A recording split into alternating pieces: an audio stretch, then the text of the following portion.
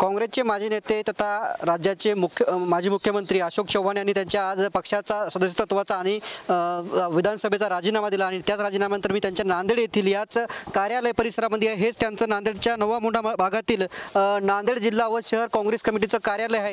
येथे जर बघितलं तर आपण या कार्यालयासमोर जे आहे ते मोठी रेलचेल असते, कार्यकर्त्यांची गर्दी असते। मात्र आज राजीनाम्यानंतर जे आहे ते या कार्यालयामध्ये संपूर्णतः शुकशुकाट आहे। आपण जर मध्ये जरी बघितलं असेल तर या कार्यालयामध्ये आपल्याला या ठिकाणी आज कुणीही दिसत नाही। या ठिकाणी दररोज जी आहे ती मोठी गर्दी असते। मात्र अशोक चव्हाण यांनी घेतलेल्या भूमिकेनंतर दिलेल्या राजीनाम्यानंतर जे या ठिकाणी जे आहे ते पूर्णतः आपल्याला शुकशुकाट पाहायला मिळत आहे। एकंदरीत आपण जर बघितलं तर मराठवाड्यातील नांदेड जिल्हा हा काँग्रेसचा बाल्यकिल्ला म्हणून ओळखला जातो। मात्र कुठेतरी आता अशोक चव्हाण यांनी राजीनामा दिल्यानंतर हा बाल्यकिल्ला ढासळतो की काय अशी शाश्वती शंका जी आहे ते कार्यकर्त्यांना लागलेली आहे।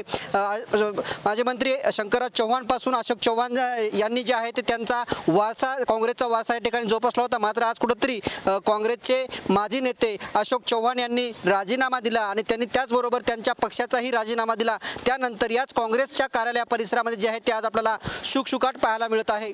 कॅमेरामन शिवाजी शिंदेसह मी रमेश चेंडके, TV9 मराठी, नांदेड।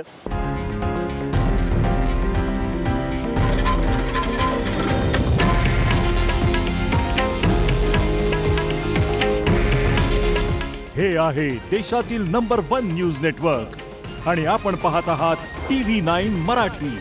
काळजी तुमची, हित महाराष्ट्राचं।